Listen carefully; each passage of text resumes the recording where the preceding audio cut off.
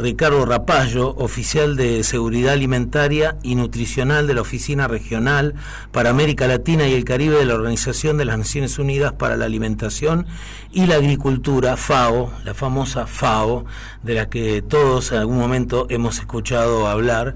¿Qué tal, Ricardo? ¿Cómo estás? ¿Cómo va la tarde?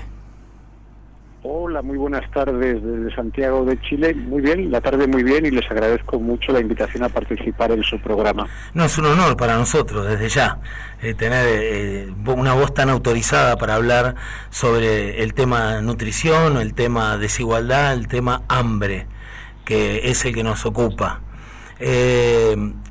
Muchas veces nosotros escuchamos decir que Argentina puede dar de comer a 400 millones de personas. Producimos alimentos en Argentina para 400 millones de personas, y a pesar de eso no podemos, respetar los derechos que tienen muchos argentinos a la alimentación. ¿Es así? ¿Producimos alimentos para 400 millones de personas? Bueno, esa paradoja se da en general en América Latina, ¿no? Somos un continente productor y con buenas capacidades, recursos naturales para producir alimentos y buenas capacidades humanas para poner todo el conocimiento a disposición de la producción. Pero la paradoja, en términos generales, es cierta, ¿no? En el sentido de que somos una región que produce mucho, y Argentina es posiblemente uno de los mejores ejemplos de país con capacidad en todos los sentidos para producir alimentos. De hecho, exporta y contribuye a la seguridad alimentaria en muchos países del mundo, pero paradójicamente en la mayor parte de los países de nuestra región existen efectivamente problemas derivados no tanto de la disponibilidad sino del acceso, ¿no? Y ese es quizás el talón de Aquiles de nuestra región. Hay grupos de personas, en algunos países importantes en número, que no tienen los recursos fundamentalmente económicos para poder acceder a esos alimentos que se producen. Y esa es una realidad que llamamos la atención hace varios años en América Latina, porque a diferencia de otros continentes que pueden tener más dificultades por cuestiones climáticas o conflictos bélicos, América Latina y el Caribe no tiene excusas para no poder alimentarse a todos sus ciudadanos de manera adecuada. ¿Y esto por qué se da? ¿Es un tema político, es un tema social, es un tema económico? ¿Confluyen las tres partes? ¿En qué partes? O sea, ¿en qué proporción confluyen? Yo escucho hablar muchas veces que es un tema político, y no hablo de política partidaria, sino de la política en general. Que el problema de que esto no sucede porque no logramos articular bien la política en nuestros países. Esa es nuestra afirmación que hacemos, sobre todo, como repito, en América Latina y el Caribe, ¿no? Una región que produce mucho y más de lo que necesitaría, incluso para alimentarse adecuadamente todos sus ciudadanos. La única explicación del por qué un grupo todavía importante, casi 40 millones de latinoamericanos y caribeños, no come adecuadamente o no ingiere las calorías necesarias para llevar una vida activa y sana diariamente, no puede ser por otro motivo. Claro, la debilidad institucional se traduce después en carencias en la población. Yo te pido indulgencia, Ricardo, porque lo que estamos tratando en el programa es de entender no solo lo que pasa, porque hay muchos datos. En Internet podés acceder a gran cantidad de información respecto de la problemática del hambre y de la desigualdad, hay estadísticas y números por todos lados. Lo que no logramos entender demasiado bien es qué tenemos que hacer concretamente para poder cambiar esto. Es decir, bueno, ¿por dónde empezamos? Y además, ¿por qué, por ejemplo, Canadá, Alemania, Francia, si bien hay sectores de la población vulnerables, pero que están atendidos? Y nosotros tenemos una gran cantidad de personas, y voy a hablar de Argentina porque no conozco la problemática en otro lugar, y tendría que decirte que dentro de Argentina, más específicamente en Misiones, que es donde yo realmente he ido a lugares y he palpado la situación que viven algunos de mis compatriotas. Pero digo, ¿qué estamos haciendo diferente, o qué hacemos diferente, o por dónde podríamos empezar para cambiar esto? Que podríamos empezar o seguir avanzando o acelerar los progresos trato de tomar referentes de América Latina y el Caribe para que no se nos queden tan ajenos, ¿no? Bien. En América Latina, y afortunadamente, lo cierto, excepto con algunos, los últimos años hemos visto un retroceso en el avance contra el hambre. Hubo países, y hay países, y Argentina en cierta manera también progresó adecuadamente, que redujeron fuertemente el hambre y la inseguridad alimentaria. Hubo, en primer lugar, como citaba, un compromiso político, en el sentido de un acuerdo nacional entre diferentes actores para posicionar entre las prioridades. Sabemos que los países siempre tienen recursos escasos, pero en algunos países se mantuvo políticas que fueron más allá de un gobierno, 2, 3 gobiernos, sino incluso de una generación, para efectivamente enfrentar el problema, y se dotaron de una institucionalidad, de un marco legal que trataba de garantizar la sostenibilidad y los recursos necesarios para desarrollar estas políticas ambiciosas. Estamos hablando de esfuerzos que no se ven en 5 ni en 6 años, se ven a lo mejor en 10, 20, 30 años. Entonces, en la medida que hubo programas intensos, lógicamente, de protección social para asistir a las personas que pasaban hambre en algún momento, cobertura de salud básica a una escala suficiente, agua, saneamiento, educación, muy importante todo el trabajo en educación, sobre todo en la infancia y en las madres y en los padres que son encargados de alimentar a los niños en esos primeros 2 años de vida, son críticos para el desarrollo correcto de las personas. Y luego políticas muy importantes de producción, pero ojalá de producción inclusiva, en el sentido de esquemas de producción que también lleguen a los pequeños y medianos productores, que son paradójicamente los que producen alimentos, pero también los que sufren mucha inseguridad alimentaria.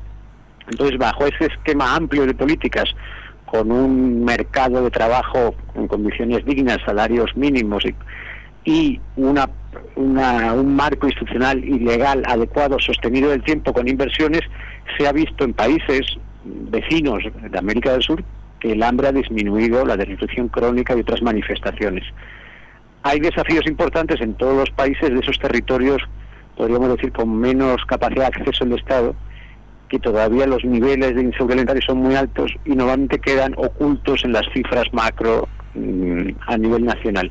Es ahí donde quizás la mirada más importante que deberíamos darnos de aquí a la próxima generación, pues se nos está quedando gente atrás y rara vez aparece de una manera explícita en las estadísticas y por tanto en la agenda pública. Dice que estamos viviendo la 4ª revolución industrial, la revolución de de las computadoras, de la inteligencia artificial. Mucha mano de obra que hoy de clase media, digamos, ¿no? Mucha mano de obra va a quedar desafectada de puestos laborales, porque se van a necesitar puestos laborales que tengan alta capacitación, que se haya capacitado mucho el personal, y gran parte de las personas que hoy hacen trabajos repetitivos quedarían sin trabajo, digamos, ¿no? Y marginadas. Habría una nueva un nuevo grupo de personas que perderían su trabajo y no accederían a sus derechos básicos, a sus necesidades básicas, cubrir sus necesidades básicas. ¿La FAO tiene algún estudio, contempla esto, lo tiene visto o está en otras cosas o hace otras cosas? No, efectivamente yo creo que usted apunta muy bien a uno de esos, como llaman a veces, drivers o motores de cambio, ¿no?, que están presentes ya y que están llegando de una manera acelerada. De hecho, nosotros tenemos un pequeño análisis donde decíamos como 3 variables que ya están acá y que van a condicionar el sistema alimentario y la forma de alimentarnos en el futuro y las implicaciones para el medio rural, para el campo. En primer lugar, todo el tema ambiental y climático, eso está en la agenda, y las formas de producir tienen que cambiar o de facto son insostenibles. El segundo tema es el tema los patrones alimentarios. Si usted analiza, y hay algunas publicaciones de FAO que dicen cómo ha cambiado la forma que nos alimentamos en los últimos 30 años, verá que el patrón alimentario ha cambiado significativamente y los productos que se demandan en las ciudades, porque el 80% de los ciudadanos de esta región ya somos urbanos o semiurbanos, ha cambiado. Y el tercer driver es el que usted dice, ¿no?, la innovación tecnológica, que en algunos casos puede ser ventajosa, pero estamos viendo también que pueden tener efectos indirectos o directos sobre la vida y el bienestar de muchas personas, por ejemplo en el campo, y podríamos hablar específicamente de las mujeres, de las asalariadas, los que trabajan en el campo, en las industrias, en la transformación, va a tener un impacto inmenso, ¿no? Hemos visto también de alimentarnos de las ferias y de los mercados de nuestras localidades, hemos cambiado a alimentarnos grandes superficies de supermercados, y ahora en las ciudades nos alimentamos o accedemos a alimento a través de estos proveedores con bicicletas, con drones en el futuro. Todo eso está cambiando a una velocidad inimaginable, y los impactos en el empleo y en la calidad del empleo efectivamente es una amenaza que hay que manejar, pero hay dos posiciones: o ponernos resistentes a ese cambio, o tratar de aprovechar esa inercia y reconducirla hacia unos impactos más positivos en términos de bienestar social o desarrollo humano, ¿no? Esa es un poco la preocupación que todos tenemos. Claro, digamos que la experiencia en la historia de la humanidad es que oponerse a ese tipo de cambios es fútil. O sea, realmente no sirve. Lo que hay que buscar es encauzarlos y estar atentos, porque es como usted dice, se está acelerando. ¿En cuánto tiempo cree que estos cambios van a empezar a afectar directamente a la clase media, que es la que realiza trabajos repetitivos, trabajos que no requieren un pensamiento crítico, y que digamos son los que van a perder empleo? Es el nuevo sector que va a tener, que se va a ver afectado por este cambio tecnológico. ¿En cuánto tiempo cree, Ricardo? Claro, aventurarme en términos de tiempo me da un poco de rubor, porque efectivamente estamos constatando ya que esos cambios vienen. Es verdad que todavía la matriz, los costes productivos en América Latina, sobre todo en algunos países, son menores que otros, entonces todavía seguimos siendo por esa vía algo más competitivos, pero efectivamente vamos a hacer una tecnificación de mucha mano de obra, a muchas innovaciones en la parte de procesamiento, transporte, distribución, y eso va a derivar en otro tipo de empleos. No me atrevo a decir cómo afecta ya o cuándo a las clases medias. Lo estamos viendo en las ciudades, lo estamos viendo en el campo, pero quizás no a la velocidad que lo hemos visto en otros países, quizás por la propia estructura y por la importancia todavía del sector primario y secundario en nuestra región. Pero sin duda, como usted dice, los cambios están aquí ya, y los dos primeros, cambio climático y patrón de consumo, ya están presentes. La cuestión es cómo manejarlo de una manera que no se esté quedando mucha gente atrás, y sobre todo, por ejemplo, esos pequeños productores que no tengan los instrumentos para aprovechar también la ola de la innovación tecnológica, y finalmente solo pueden aprovecharla los grupos con mayor financiamiento, más acceso a mercados o mayor acceso a información, ¿no? Ese es un poco también el desafío que tenemos. Comparto con usted y con la audiencia un ejemplo puntual de esto, por eso se lo preguntaba. Nosotros acá en la provincia de Misiones estamos por ir a elecciones este domingo, a elecciones a gobernador. Este domingo, ya faltan 2 días. Y generalmente, años anteriores, veíamos la ciudad repleta de carteles y pasacalles, con muchísima publicidad en papel, dando vueltas por ahí. Y estas elecciones, que pasaron 2 o 3 años de este cambio, estas elecciones lo que vemos es mucha publicidad en redes sociales, en nuestros equipos, en nuestros aparatos electrónicos, y menos en la calle. Y eso hizo un cambio. O sea, si había alguien que se dedicaba a imprimir, todas empresas gráficas que se dedicaban a imprimir todo este material, hoy ya seguramente vieron mermada su producción dramáticamente, en comparación a otras personas que son las que conocen de internet y cuelgan o cargan estos anuncios publicitarios en las redes sociales. Hay una transferencia de trabajo. Ahora hay algunas personas haciendo esto y otras personas que dejaron de hacer carteles. Esto se va a traducir en toda la industria, y especialmente en lo que es alimentario. Tengo un amigo gerente que era gerente de Molinos Río de la Plata, y él me decía que toda máquina que reemplace a las personas es un buen negocio. Esa es la política, la mirada de la empresa respecto de su forma de producir. Sí. Bueno, efectivamente hay muchas reflexiones en torno al tema que pone encima de la mesa. También es verdad que hay, por ejemplo, menos papel, menos impacto ambiental. Efectivamente hay otros derivados, se crean otros trabajos más benéficos, que también, claro, son también un nicho para personas con mayor capacitación, ¿no? Que también eso es otro desafío. Es cierto también que si vemos la evolución de muchos países en niveles de desarrollo, muchas de las personas que trabajan en el campo fueron abandonando el sector agrario para dedicarse a actividades rurales no agrícolas o migraron, etcétera. Es decir, hay también una natural, entre comillas, proceso de industrialización o hacia el sector servicios que se da en muchos países. La ventaja en este tema, o parte de la ventaja, es que todos, más o menos, si podemos, debemos alimentarnos al menos 3 veces al día. Entonces, la importancia de la alimentación va a estar ahí. Y por otra parte, también constatamos, la mirada, si quiere, más positiva, es la creciente preocupación del consumidor por la calidad de lo que consume, de cómo se produce y de las condiciones también incluso de impacto ambiental y de impacto social sobre la producción. Esa es la mirada optimista, en el sentido que si disponemos de una sociedad civil, de unos consumidores cada vez más preocupados por todo lo que viene hacia atrás en la cadena de producción, va a obligar también a que nuestros sistemas alimentarios sean más socialmente sostenibles, ambientalmente sostenibles, como parte de la ecuación de sostenibilidad también económica, ¿no?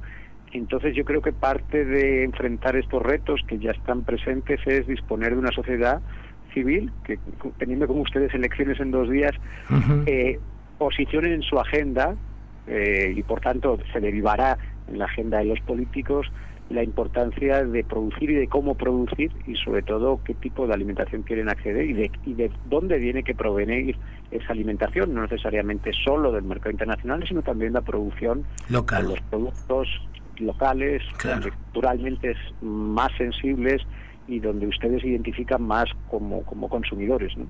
Para ir cerrando la entrevista, Ricardo, le quiero comentar, por ejemplo, y para que usted me dé su opinión, el consumo cuidado lo apoya una ONG que se llama Sueño para Misiones, y lleva adelante una campaña, esta ONG, que se llama Me gusta el mate sin trabajo infantil. ¿Conoce el mate argentino? Conozco el mate. Bien, perfecto. Me gusta el mate sin trabajo infantil. Lo que propone la campaña, y ha presentado un proyecto de ley en el Congreso Nacional, para que se pueda encontrar en góndolas productos con una certificación, identificados, libres de trabajo infantil y libres de trabajo forzoso, y que cuando un consumidor acceda a ese producto, lo compre, parte del dinero, un dinero extra que se cobre por ese producto, vaya directamente al bolsillo de la persona que cosecha, del trabajador que cosecha la yerba mate. Entonces el cosechero ve aumentado su salario, duplicado su salario, que es la idea. El consumidor ejerce su poder al momento de elegir, esto de que comprar es votar, comprar es ejercer el derecho a voto, y de esa manera empodera al consumidor para generar una transformación, para darle poder, que es que generalmente el consumidor el que más apartado está de la mirada con poder de transformación, ¿no? O sea, elegir también implica transformar. Entonces, esta es un poquito la idea que impulsa Un Sueño para Misiones. ¿Cómo ve esto usted? ¿Lo ve positivo, negativo? No conocía la experiencia en concreto y me alegro haberla conocido, y voy a intentar investigarlo por las redes precisamente un poco más de detalle. Ese es el tipo de experiencias y de innovaciones que vienen desde la sociedad civil, no hace falta que venga el Estado siempre a situar instrumentos de política, sino la propia organización de la sociedad civil, de los productores, de los consumidores, puede ir unos pasos más adelante que los propios instrumentos que a veces se diseñan desde los ministerios o las secretarías o las instituciones como la mía. Entonces la veo muy positiva, porque además trata de hacer ese círculo, cerrar ese círculo virtuoso de protección social, de alimentación saludable, cercanía al productor, el consumidor, y es lo que garantiza efectivamente que también con iniciativas como esta sea una preocupación de los legisladores y por tanto queda como una política pública y una sostenibilidad en el tiempo independientemente de quién esté liderando las propuestas, ¿no? Entonces voy a leerla y voy a intentar investigar un poco más porque son esa iniciativa que queremos visibilizar más, porque muchas veces hay un sentido negativo o de frustración en el sentido de que no se puede hacer nada, y con ejemplos como este se puede mostrar que se puede hacer algo desde lo local, desde lo departamental, provincial e incluso a nivel nacional. Claro, la idea es hacerlo a nivel nacional. Búsquelo como Me Gusta el Mate, sin trabajo infantil, y va a encontrar mucha información. Bueno, Ricardo, ¿quiere cerrar con algo en particular que nos quiera contar?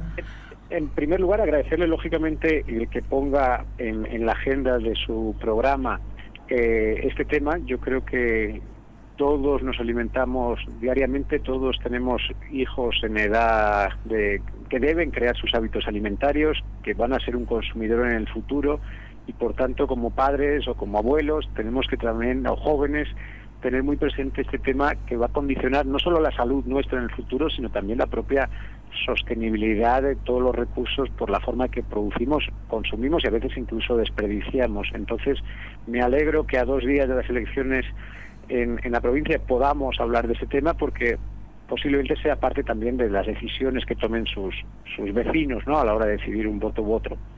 Sí, totalmente. Bueno, Ricardo, gracias. Muchísimas gracias. Yo le diría 3 gracias. Gracias, porque realmente para nosotros es una nota muy importante. Usted ocupa un lugar muy importante, y la FAO tiene todo nuestro respeto por el trabajo incansable que hacen. Nosotros desde la organización hemos tenido varias veces comunicación con FAO Argentina.